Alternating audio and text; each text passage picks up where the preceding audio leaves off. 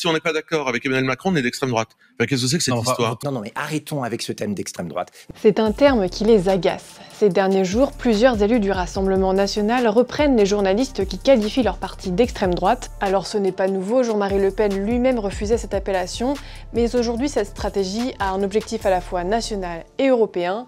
On vous explique. Lorsqu'elle devient présidente du Front National en 2011, Marine Le Pen a une mission, faire du parti hérité de son père un parti comme les autres.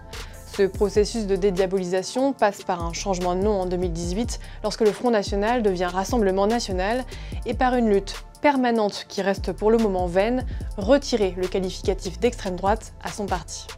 Rien ne justifie que ce terme d'extrême droite soit apposé à côté de celui de Front National. Quel est le terme qu'on doit apposer alors Front National, nous ne sommes pas un mouvement d'extrême droite. Le fait qu'on accole au Front National ou d'ailleurs à la Ligue ou au FPÖ autrichien le terme d'extrême droite me dérange car c'est un mensonge. En 2013, Marine Le Pen avait même menacé de traîner devant les tribunaux les médias qui continueraient d'utiliser ce terme.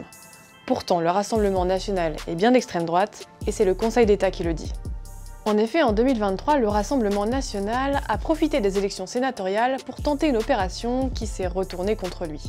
Alors que ses candidats étaient placés dans le bloc extrême droite de la circulaire du ministère de l'Intérieur, le parti a saisi le Conseil d'État et dénoncé, je cite, une erreur manifeste d'appréciation qui avait de quoi porter atteinte à la sincérité du scrutin.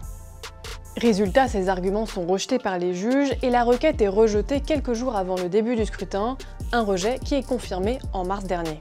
Mais aujourd'hui, à l'aube des élections européennes, cette bataille sémantique devient urgente pour le RN. Le parti lepéniste siégeait jusqu'ici au sein du groupe ID, Identité et Démocratie au Parlement européen.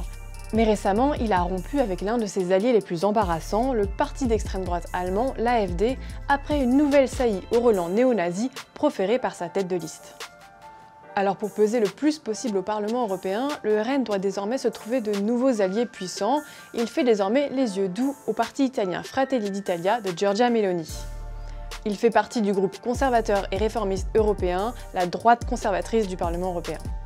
Cette alliance est encore incertaine, mais même si le RN réussit à s'allier à des partis moins sulfureux au Parlement européen, il suffit de regarder au-delà de son histoire le programme politique du RN, basé sur la préférence nationale et le rejet de l'immigration, pour affirmer que le Rassemblement national est bien d'extrême droite.